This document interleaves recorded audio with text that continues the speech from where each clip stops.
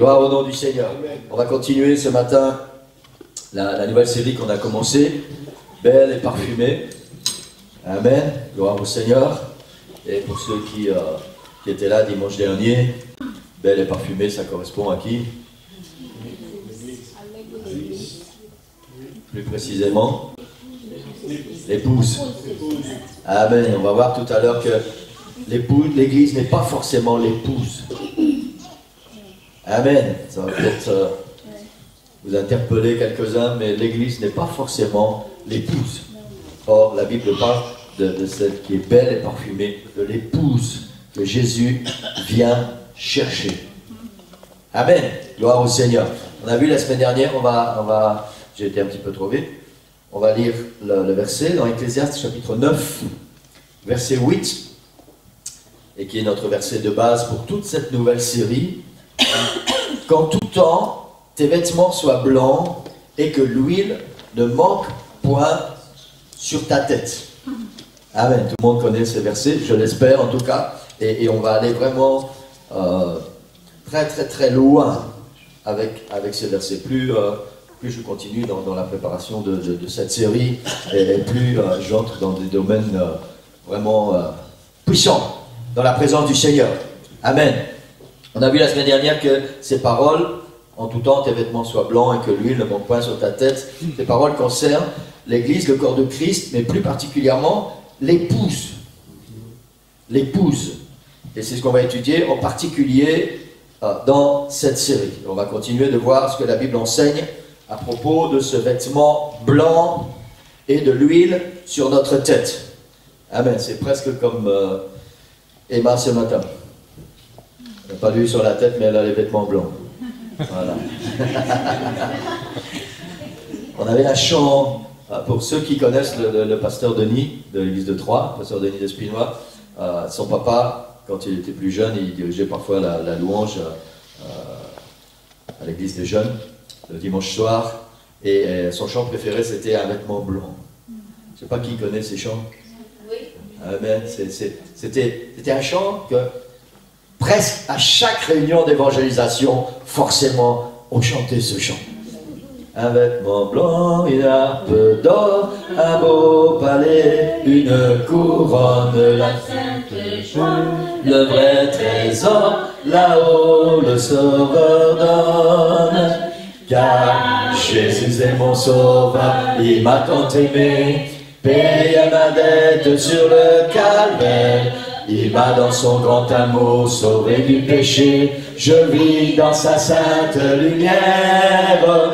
Oui, nous marchons tous joyeux, nous marchons tous joyeux, nous marchons tous joyeux.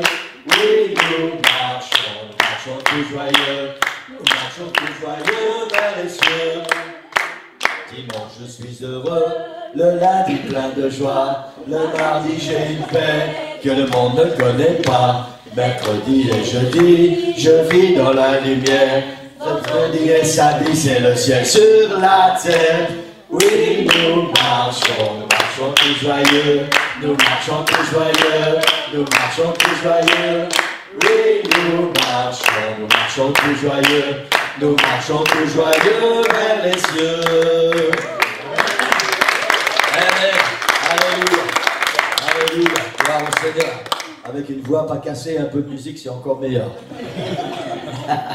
Mais ce chant est tellement merveilleux. Amen. Nous marchons vers les cieux. Amen. Gloire au Seigneur. C'est là où le Seigneur Jésus est parti nous préparer une place. Il a dit aux disciples, je m'en vais vous préparer une place et quand elle sera prête, je reviens vous chercher. C'est ça l'église. Le Seigneur revient chercher une église pour laquelle, une épouse pour laquelle il a préparé une place. Amen. Et vous savez quoi? C'est quelque chose d'extraordinaire. Je pense que tout le monde aimerait être riche. Non? Soyez honnêtes, tout le monde aimerait être riche. Et vous savez quoi? Dans la ville où Jésus est parti nous préparer une place, vous savez quoi? Les rues sont pavées d'or. Les maisons, c'est de l'or. Tout est d'or. Bien sûr, c'est symbolique. Ça veut simplement dire la beauté de l'endroit que Jésus est parti nous préparer. C'est quelque chose d'extraordinaire. C'est pas de l'or, hein, comme vous pouvez l'imaginer. C'est quelque chose de majestueux, de grand, que notre pensée limitée ne peut même pas imaginer. Amen. Rien ne peut être comparé à cette place que Jésus est parti nous préparer, à cette ville d'or dans laquelle on va habiter avec le Seigneur. C'est symbolique, hein, tout ça. Et ça va être quelque chose de tellement extraordinaire. Amen. Gloire au Seigneur. Alléluia. Alléluia. C'est pour ça que la Bible dit ne vous parez pas avec de l'or. Il faut garder l'or, il faut le donner à Jésus parce qu'il est en train de nous préparer une place au ciel avec. Ouais, amen. Amen. L'Église a besoin de l'or que vous avez pour travailler, pour sauver des âmes. Allez, pasteur, encore nous parler. Non, j'arrête. Amen. Gloire au Seigneur. Amen. Pour bien comprendre à propos de ce vêtement blanc et de l'huile sur notre tête, il faut faire un grand retour en arrière. Et on va retourner jusqu'à la Genèse, jusqu'à la création. Et c'est important pour pouvoir bien comprendre, parce que je suis certain que la plupart d'entre nous ce matin, on va, si pas apprendre, au moins découvrir ou redécouvrir certaines choses. Amen. Chapitre 1 et 2 de la Genèse nous racontent comment Dieu a tout créé. Pour ceux qui connaissent leur Bible, je ne vous apprends rien ce matin. Pour ceux qui ne connaissent pas la Bible, allez lire Genèse. Genèse, c'est le premier livre. Hein. En fait, il dit bien ce que ça veut dire. C'est le premier livre de la Bible. Et Genèse, ça veut dire le livre des commencements. Donc, il est au début de la Bible. On ne peut pas le mettre à une place mieux adaptée. Hein, donc, pour ceux qui ne connaissent pas ça, vous allez lire dans le premier livre de la Bible, le chapitre 1 et 2 nous racontent la création. Comment Dieu a tout créé. La fin du chapitre 2 nous explique comment Dieu créa la femme à partir d'une côte de l'homme. Et comment l'homme et la femme vivaient heureux dans ce paradis que Dieu a créé spécialement pour eux. Amen. Gloire au Seigneur. Le chapitre 3 nous raconte ce qui s'est passé ensuite. Chapitre 3 de la Genèse. La séduction du diable, le péché d'Adam et Ève, le châtiment et l'expulsion de ce jardin d'Éden, de ce paradis. À cause du péché, Adam et Ève sont chassés, non seulement loin du paradis, mais loin de la présence de Dieu. Amen. On a parlé brièvement la semaine dernière que ce vêtement blanc, quand il est taché, chaque tache, c'est un péché. C'est le péché qui est dans nos vies. On est à la source là. L'homme et la femme ont été créés pour vivre en communion permanente et parfaite avec leur Créateur. Mais le péché va venir détruire cette communion et cette proximité. Le péché. J'espère de tout mon cœur, Église, que tout à l'heure, quand on aura fini d'écouter la parole du Seigneur, nous allons avoir une toute autre, comment je vais dire ça, optique. Pas conception. Optique, je vais garder ce mot par rapport au péché.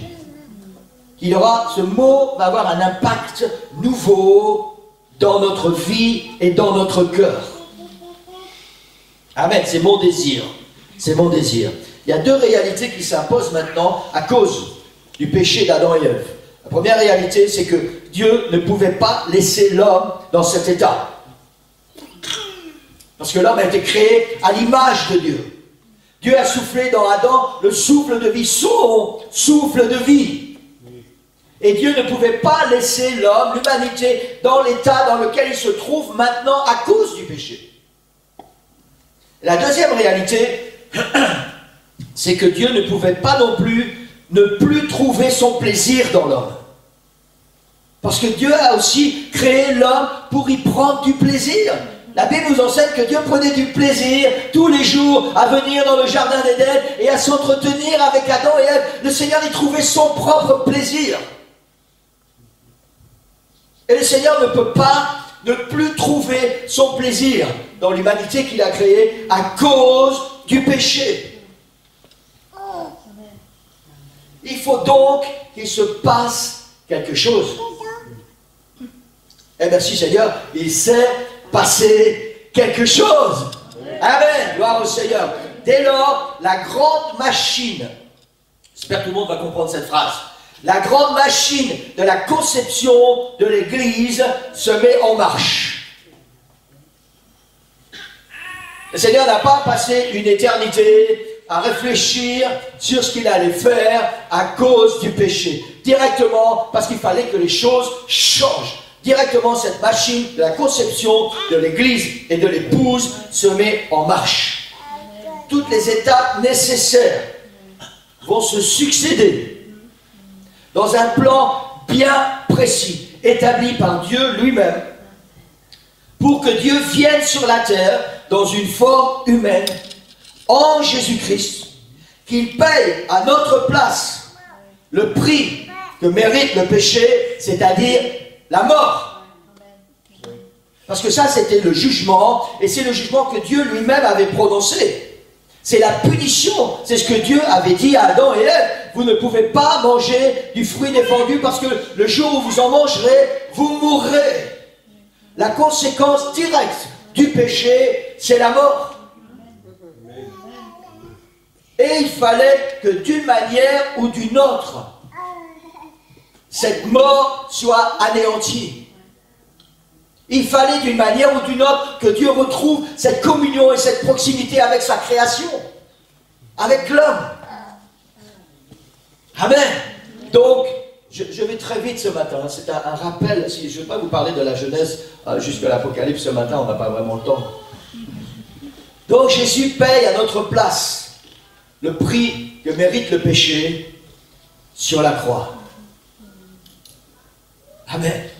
De là, tous ceux qui accepteront Jésus-Christ à partir de la croix, tous ceux qui accepteront Jésus-Christ comme leur sauveur et leur Seigneur, deviendront l'Église et pour beaucoup l'épouse. Mais j'ai bien dit, ceux qui vont accepter Jésus comme leur Seigneur et comme leur Sauveur et leur Seigneur. Vous savez, c'est différent de dire Jésus, tu es mon Seigneur, et le fait que Jésus soit notre Seigneur. C'est deux choses tout à fait différentes. Parce que vous pouvez très bien proclamer au Seigneur, « Oh, tu es mon Seigneur, mon Jésus, mon Seigneur. » Mais est-ce que Jésus règne sur ta vie? Est-ce que tu lui laisses l'opportunité de diriger ta vie? Est-ce que tu lui laisses l'opportunité de te dire ce qu'il attend de toi? Et est-ce que tu le mets en pratique? Ça, c'est quand Jésus est Seigneur dans ta vie. Et c'est un pas supplémentaire que quand tu lui dis « Mon Seigneur ». Jésus lui-même a dit, c'est pas tous ceux qui disent « Mon Seigneur, Seigneur, Seigneur ». Qui vont entrer dans le royaume de Dieu. C'est seulement celui qui fait ma volonté. Alors je vous encourage vraiment à dire et à proclamer Jésus, mon Seigneur. Mais en même temps que vous le proclamez, il faut qu'il le soit. Il faut qu'il puisse régner dans votre vie. Parce que de ça dépend le fait que vous allez devenir l'épouse.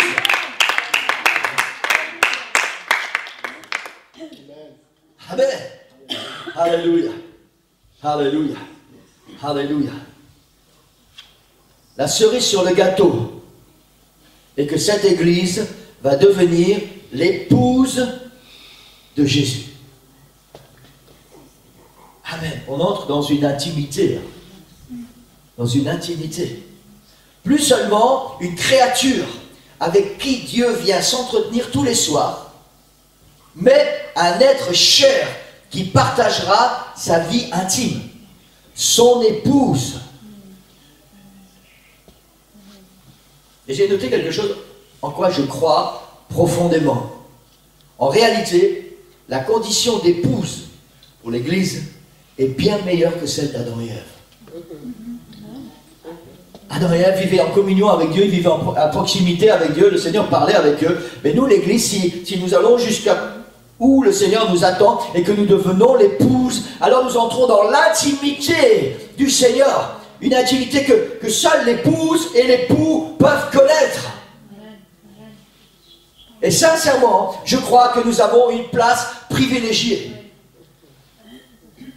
Amen. Vivre dans l'intimité de Jésus, avant de devenir son épouse. l'église sera enlevée. Celles et ceux qui auront revêtu des vêtements blancs, qui auront de l'huile dans leur coupe. Et alors, la Bible dit, auront lieu les noces de l'agneau. Vous avez déjà entendu parler des noces de l'agneau?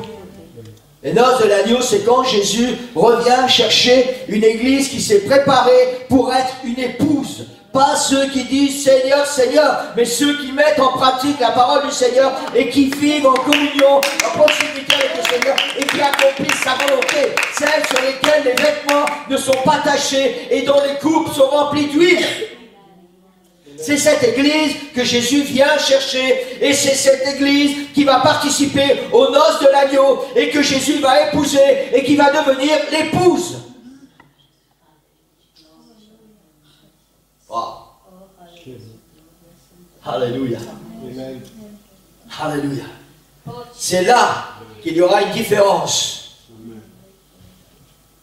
entre l'église qui sera enlevée lors du retour de Jésus et qui sera devenue l'épouse au travers des noces de l'agneau, et ceux qui seront sauvés pendant la grande tribulation, qui auront donné leur vie et qui après passeront l'éternité à servir Dieu et l'épouse.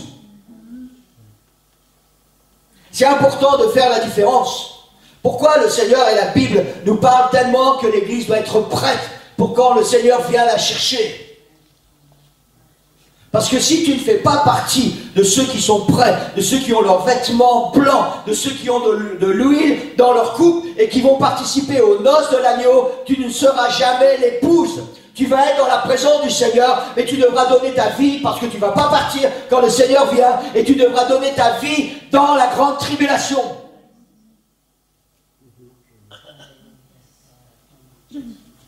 On n'entend pas souvent parler de ça dans nos églises. Même très ou trop rarement. Il y a une différence entre l'église et l'épouse.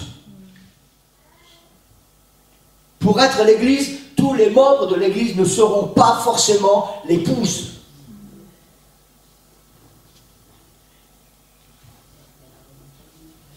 Amen. C'est pour ça que quand Satan vient mettre à ton esprit, c'est pas grave si tu pars pas quand Jésus vient chercher l'église, après pendant la grande tribulation, tu auras l'opportunité de quand même donner ta vie au Seigneur.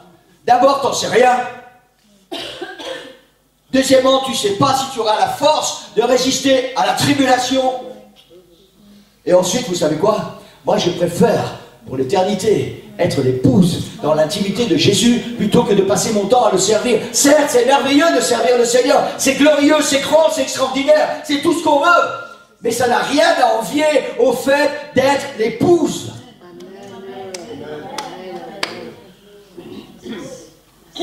Amen. Alléluia. En tout temps, tes vêtements soient blancs et que l'huile ne manque pas sur ta tête.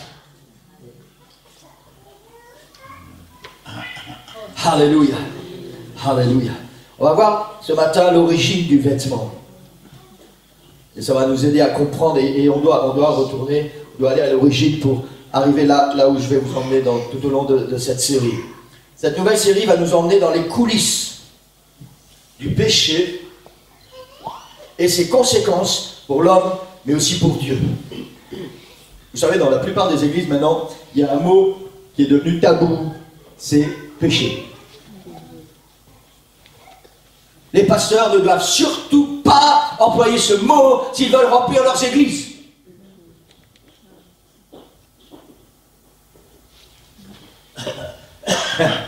On peut parler d'amour, on peut parler de compassion, on peut parler de tout ce qu'on veut, mais on ne parle pas de péché.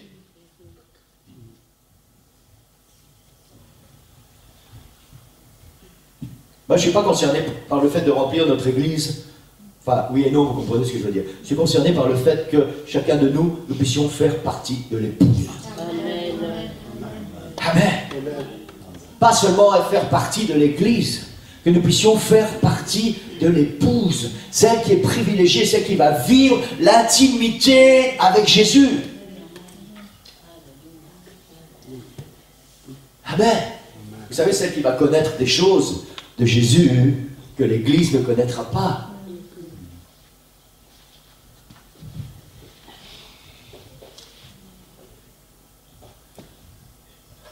Dans Genèse chapitre 3, on va lire les 10 premiers versets. Le serpent était le plus rusé de tous les animaux des champs que l'Éternel Dieu avait fait. Il dit à la femme, Dieu a-t-il réellement dit, vous ne mangerez pas de tous les arbres du jardin? La femme répondit au serpent, nous mangeons du fruit des arbres du jardin, mais quant au fruit de l'arbre qui est au milieu du jardin, Dieu a dit, vous n'en mangerez pas et vous n'y toucherez pas, de peur que vous ne mouriez. Alors le serpent dit à la femme, vous ne mourrez pas. Mais Dieu sait que le jour où vous en mangerez, vos yeux s'ouvriront et vous serez comme des dieux connaissant le bien et le mal. La femme vit que l'arbre était bon à manger, agréable à la vue et qu'il était précieux pour ouvrir l'intelligence. Elle prit de son fruit, en mangea, elle en donna aussi à son mari qui était auprès d'elle et il en mangea. Les yeux de l'un et de l'autre s'ouvrirent et ils connurent qu'ils étaient nus. Ayant cousu des feuilles de figuier, ils s'en firent des ceintures. Alors, ils entendirent la voix de l'Éternel Dieu qui parcourait le jardin vers le soir, comme tous les soirs. Et l'homme et sa femme se cachèrent, loin de la face de l'Éternel Dieu, au milieu des arbres du jardin. Mais l'Éternel Dieu appela l'homme et lui dit, « Où es-tu » L'homme répondit, « J'ai entendu ta voix dans le jardin et j'ai eu peur, parce que je suis nu et je me suis caché. » Ce récit du péché originel est là pour notre instruction. Il n'est pas là juste pour faire beau ou pour raconter une histoire. Ce récit est là pour notre instruction. Et on va prendre un peu de temps ce matin pour comprendre ce récit. Le premier point que je voudrais mettre dans votre cœur et dans votre esprit ce matin, c'est que le fait de laisser le diable vous parler va lui ouvrir des portes dans votre vie, et alors il va se permettre certaines choses avec vous. Le fait que vous lui ouvriez une porte, que vous puissiez commencer à discuter avec lui, il va se croire autorisé d'entrer dans votre vie.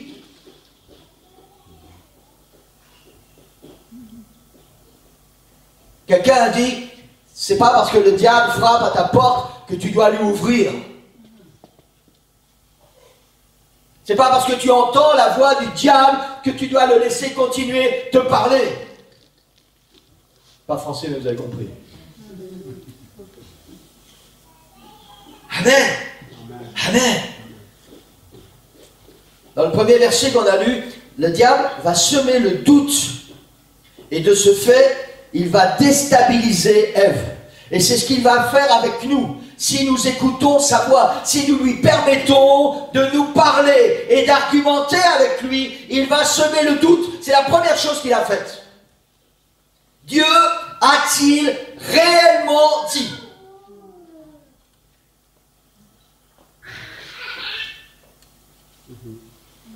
Vous savez, ces péchés qu'on appelle des petits péchés, qu'on aime bien,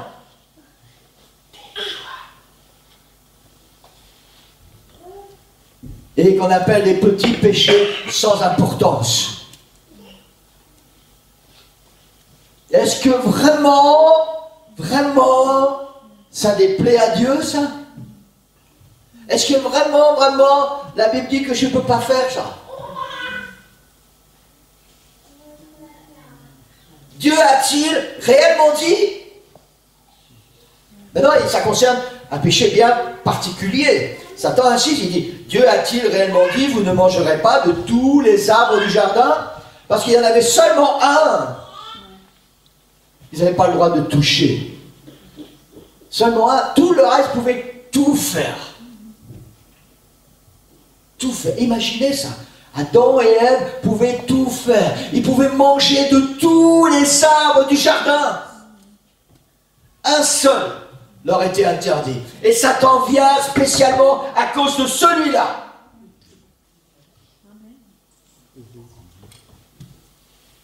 Versets 2 et 3, Ève dit à Satan ce que Dieu lui a dit. On va s'attarder un petit peu là-dessus.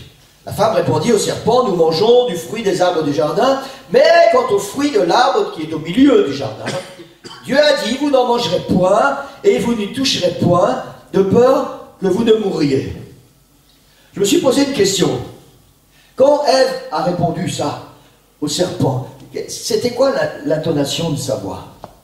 Est-ce qu'elle a bêtement commencé à dialoguer avec le serpent? Oui. Tu sais, Dieu a dit, on ne peut pas manger. Ou est-ce qu'elle a haussé le ton? Mais non, Dieu a dit, on ne peut pas manger. Maintenant, vous savez quoi, au final, ça n'a rien changé. Pourquoi? Juste parce qu'elle a parlé avec lui. Peu importe si elle a parlé doucement, avec une voix douce et tendre, peu importe si elle a haussé le ton, le problème c'est qu'elle a parlé avec lui. Elle lui a ouvert la porte. Amen. Quand le diable vient frapper à la porte de ton cœur, quand il vient mettre quelque chose de mauvais devant tes yeux, dans tes oreilles, n'ouvre pas la porte, n'écoute même pas sa voix, chasse-le directement, ne commence même pas à dialoguer avec lui. Même si tu cries, même si tu élèves le ton, ça ne va rien changer au final. Ne lui donne pas l'opportunité d'entrer dans ton intimité. Amen. Dans les deux cas, Ève se croit obligée de donner des explications à Satan. Mais pour qui se prend quand Dieu te parle, quand le Seigneur a une conversation avec toi et que le Seigneur vient et qu'il t'édifie, qu'il te fortifie et qu'il te donne le chemin à suivre? De quel droit Satan veut-il savoir ce que Dieu t'a dit? C'est ce que produit ce péché sur nos vêtements, ces taches sur nos vêtements blancs. C'est ça que ça produit. On appelle ça le péché. Et le péché produit la honte, il produit la peur et il nous sépare de la présence de Dieu. Il nous prive de la communion avec Dieu.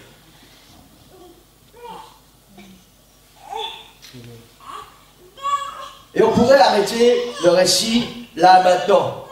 On a déjà appris une grande leçon, n'est-ce pas? Mais c'est pas terminé. C'est pas terminé. Il y a une suite, et cette suite, elle est horrible. Elle est horrible. Si nous arrive de penser, oh, c'est pas bien grave, j'ai commis 1 ou 2 ou 3 péchés, c'est des petits péchés.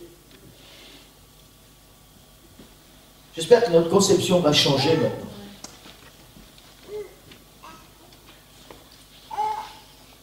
Verset 34. À cause du péché, il y a la malédiction qui vient. Église, la malédiction. Autant Adam et Ève étaient bénis, autant maintenant, à cause du péché, il y a sur eux la malédiction. Genèse 3, verset 14. L'Éternel Dieu dit au serpent, puisque tu as fait cela, tu seras maudit entre tous les bétails et les animaux des champs, tu marcheras sur ton ventre et tu mangeras de la poussière tous les jours de ta vie. Il dit à la femme, Ève, j'augmenterai la souffrance de tes grossesses, tu enfanteras avec douleur. Les sœurs, quand vous avez des bébés, si vous avez mal, c'est sa faute. Quand vous serez au ciel, vous pourrez aller la voir et lui dire, c'est ta faute si j'ai eu mal quand j'ai accouché. C'est ce que la Bible dit. Tu enfanteras avec douleur et tes désirs se porteront vers ton mari, mais il dominera sur toi. À partir de ce moment, l'homme et la femme ne sont plus égaux. L'homme devient le chef de la femme et la femme doit se soumettre.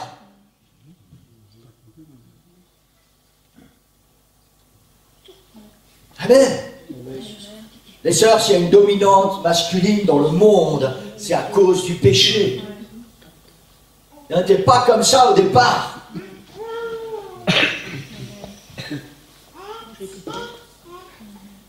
Verset 10, puis il dit à l'homme, puisque tu as écouté la voix de ta femme, que tu as mangé de l'arbre au sujet duquel je t'avais donné cet ordre, tu n'en mangeras point. Le sol sera maudit à cause de toi. Ce beau jardin d'Éden où tout était merveilleux, tout était extraordinaire. Dieu lui dit, à cause de ton péché, maintenant le sol sera maudit à cause de toi. Le sol subit une malédiction à cause de l'homme qui a péché. Parfois nous pensons que quand nous péchons, ça ne concerne que nous. Non, il y a toujours une influence autour de nous. Il y a toujours une répercussion autour de nous et une malédiction qui va s'abattre sur ceux qui nous entourent.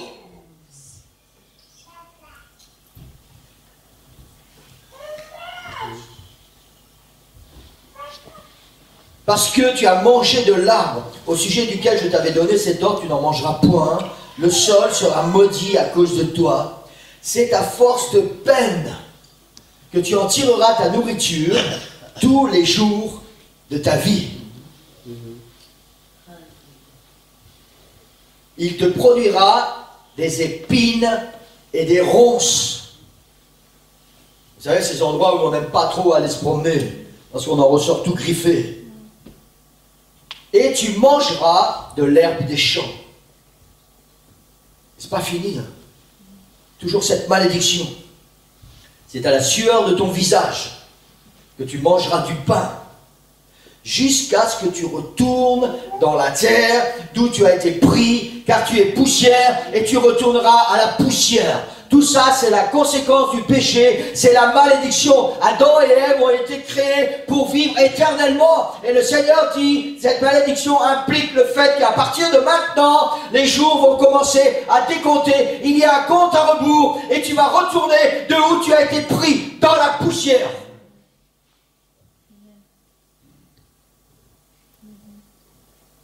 Vous savez, ces moments où nos êtres chers nous quittent et on les met dans une boîte et on les met dans un trou et nos cœurs sont tellement tristes et les larmes coulent sur notre visage. Ça, c'est la conséquence du péché. C'est la conséquence du péché d'Adam et Ève et c'est la malédiction. À cause du péché, alors le compte à rebours a commencé et l'homme retourne à la poussière d'où il a été tiré. On va avoir des choses à dire à Adam et Ève, hein?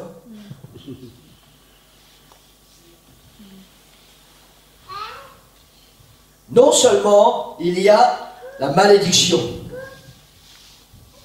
mais il y a encore plus, Église. Il y a encore plus. Verset 21, l'Éternel Dieu fit à Adam et à sa femme des habits de peau et les en revêtit.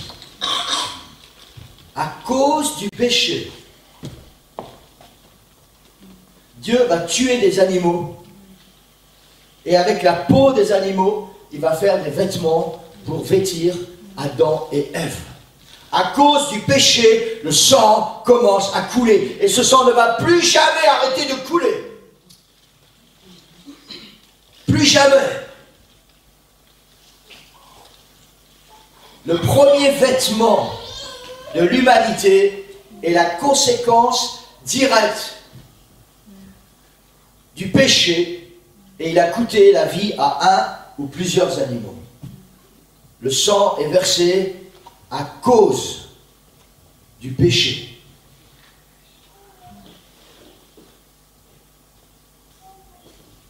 Et j'ai noté cette phrase, couvrir la nudité est tellement importante aux yeux de Dieu, puisqu'elle est la conséquence du péché. Maintenant, on ne parle pas seulement d'une nudité physique ou corporelle. Nous parlons aussi d'une nudité spirituelle. C'est de ça que parle ce verset. Que tes vêtements soient blancs. Que tu sois revêtu d'un vêtement blanc. Que ton âme soit revêtue de la présence de Dieu dans ta vie.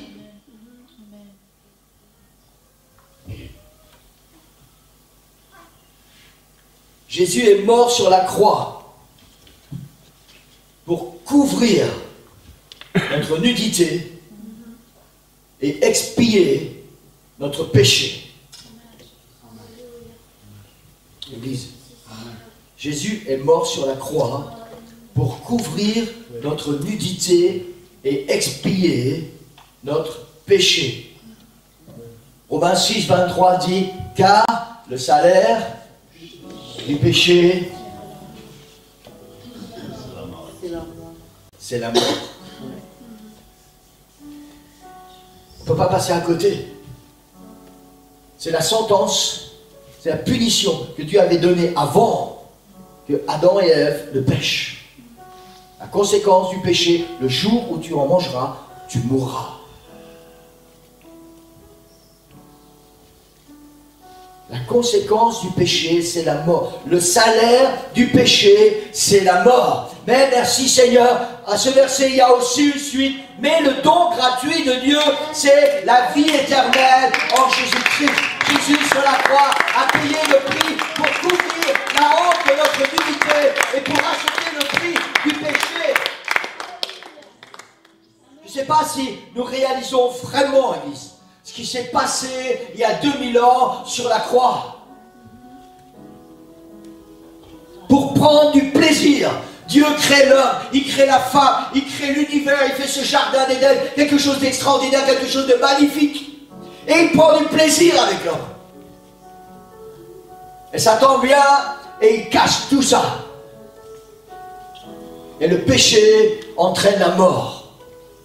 Cet homme que Dieu a créé, cette femme qu'il a créée, avec qui il prend du plaisir, la communion est coupée. Et une séparation qui est là. Et le Seigneur veut restaurer ça. Parce que c'est sa création. Parce qu'il t'a créé. Parce qu'il veut continuer à avoir du plaisir avec toi. Il veut continuer à avoir une relation intime avec toi. Alors il va devoir payer un prix. De même qu'il a tué des animaux, que le sang de ces animaux a coulé pour revêtir Adam et Ève, de même Jésus va devoir donner son sang sur la croix pour que nos péchés à nous, vous savez, pas seulement ceux d'Adam et Ève, hein, on parle beaucoup d'Adam et Ève ce matin, mais nos péchés à nous, on va en parler maintenant. Qui est au fond de notre cœur, vous savez, ces petites choses qui parfois nous empêchent de dormir ou que notre conscience a tendance à étouffer parce que, non, on veut surtout pas penser à ça. On sait que c'est pas bien, mais on le fait quand même. Et je ne vais pas m'étendre sur le péché ce matin.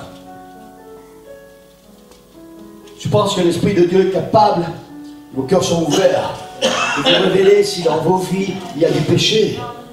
Et s'il vous plaît, au nom de Jésus, si l'Esprit de Dieu vous parle maintenant, ne fermez pas la porte de votre cœur. Laissez l'Esprit de Dieu vous parler, vous révéler le péché qui est dans votre vie, parce que c'est pour ça qu'il a payé le prix il y a 2000 ans. Pour nous couvrir, pour nous revêtir, pour que nos péchés soient pardonnés et pour que nous puissions avoir à nouveau une communion avec lui et que non seulement nous devenions l'Église, mais que nous puissions aussi devenir son épouse. Wow!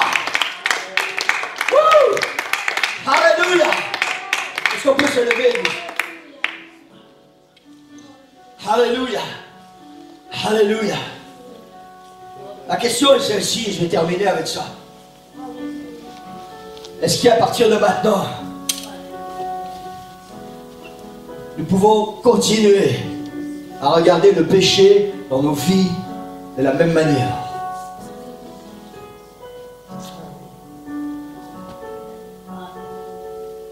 Je crois que même si, j'ai bien dit même si, il n'y avait pas au final le fait que Jésus vient chercher l'Église et que nous sommes appelés à devenir son épouse.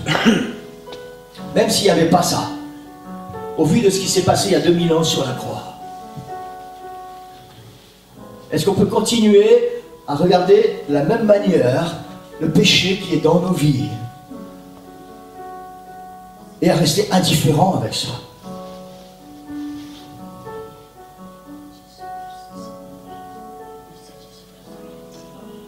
Je ne vais pas vous faire peur ce matin,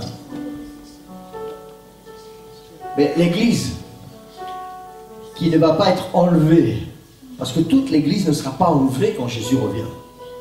L'Église qui ne va pas être enlevée, c'est celle qui aura des taches sur ses vêtements, celle qui sera tolérante avec le péché dans sa vie, celle qui n'aura pas sa coupe remplie du Saint-Esprit. Ça, c'est l'Église qui ne va pas partir. Et la Bible dit que pendant la grande tribulation, si elle veut être sauvée, elle va devoir donner sa vie.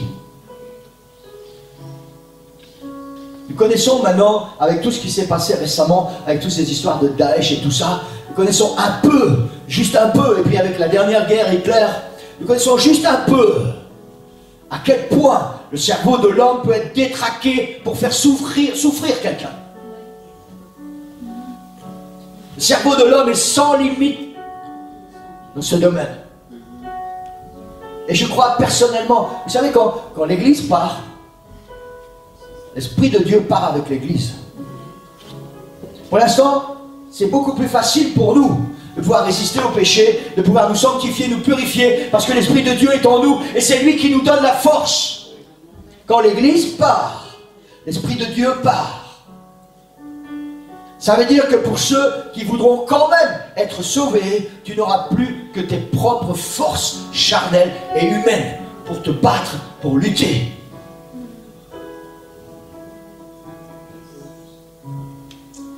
Et je crois personnellement que parce que tu es l'Église, si tu ne pars pas à l'enlèvement, Satan va prendre un malin plaisir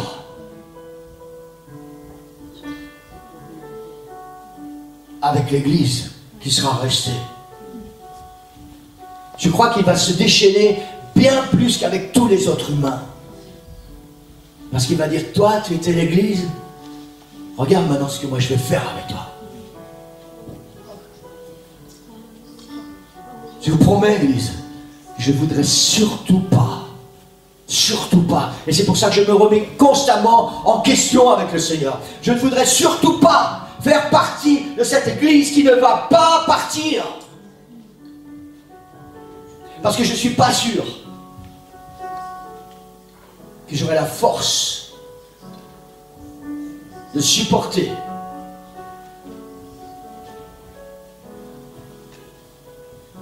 J'ai entendu l'histoire vraie d'un missionnaire.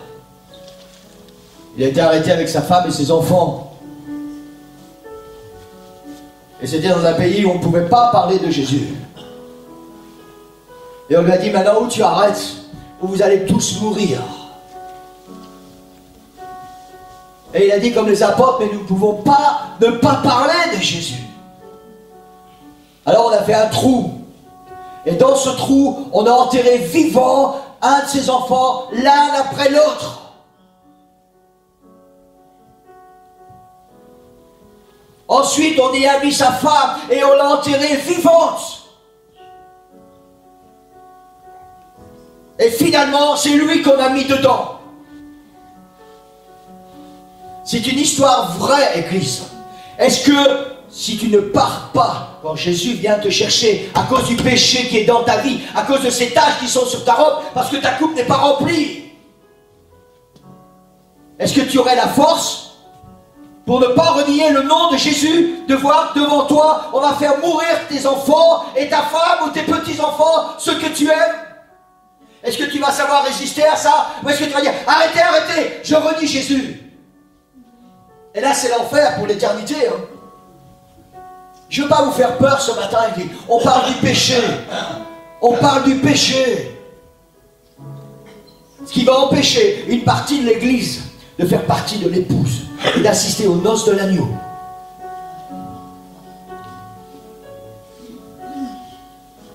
Est-ce qu'on va continuer à être tolérant avec le péché dans nos vies, ou est-ce que nous allons devenir cette épouse belle et parfumée, avec un vêtement blanc, avec une coupe remplie du Saint-Esprit, qui est prête et qui dit, viens Seigneur Jésus, viens, je t'attends, viens Seigneur.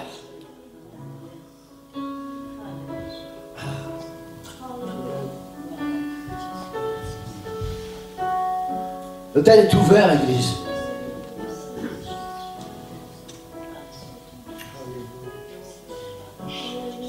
Et je voudrais vraiment, ce matin, on puisse puisse laisser l'Esprit du Seigneur parler à nos cœurs. Vous savez, je crois qu'on est tous concernés aujourd'hui. Et soit on peut dire, ok Seigneur, tu as parlé à mon cœur ce matin. Et je réalise combien ma vie est mauvaise devant toi.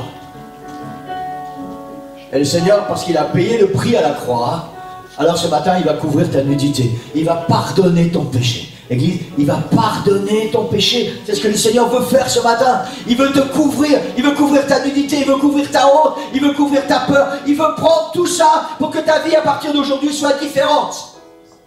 Que tu puisses lever la tête et regarder le Seigneur et dire, Seigneur, à partir de maintenant, tu es mon Seigneur et je vais marcher avec toi. Le Seigneur n'est pas occupé à nous accabler là maintenant. Il veut juste que nous puissions ouvrir nos yeux, que nous soyons sincères avec nous-mêmes, réaliser qui nous sommes vraiment. Le Seigneur dit, je veux changer ta vie et je veux te couvrir ce matin. Je veux te couvrir. Couvrir ta honte. Couvrir ton passé. Tout ça, ensemble, on va oublier. On va oublier, c'est fini. C'est fini. Mais il faut que tu prennes la résolution de dire, Seigneur, maintenant, on va marcher d'une autre manière, toi et moi. Je vais faire ta volonté et je vais me tenir éloigné du péché. Certainement qu'il y aura des décisions que tu vas devoir prendre. Peut-être qu'il y a des personnes auprès desquelles tu vas devoir t'éloigner. Peut-être qu'il y a des choses que tu ne pourras plus regarder, d'autres que tu ne pourras plus écouter, des endroits où tu ne pourras plus aller. Quand tu auras pris la bonne décision ce matin, mais tu sais quoi? Ton salut en dépend, ta vie éternelle en dépend. Et je crois vraiment que ça vaut la peine. Le Seigneur revient bientôt. Et je crois vraiment que tout ce que ce monde peut nous offrir, ça n'est que de la pourriture. La pourriture pour nos corps, la pourriture pour nos âmes et pour notre esprit. Satan ne donne rien de bon. Ça peut sembler bien au départ. Ça peut sembler agréable à la vue. Mais au final, ça conduit à la mort.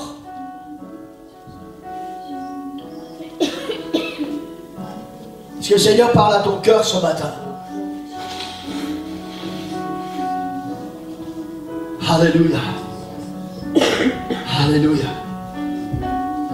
Alléluia. Il y a un Dieu qui t'aime, Église. Il y a un Dieu qui t'aime. Et il t'aime tellement, tellement, qu'il a payé de sa vie. Il a donné son propre corps. Ça, c'est parce qu'il t'aime tellement. Il a payé de sa vie il y a 2000 ans. Pour qu'aujourd'hui, tu puisses être couvert par son sang et pardonné de tes péchés, lavé, purifié et commencer une nouvelle vie avec lui. Ça, c'est l'amour. Ça, c'est le véritable amour.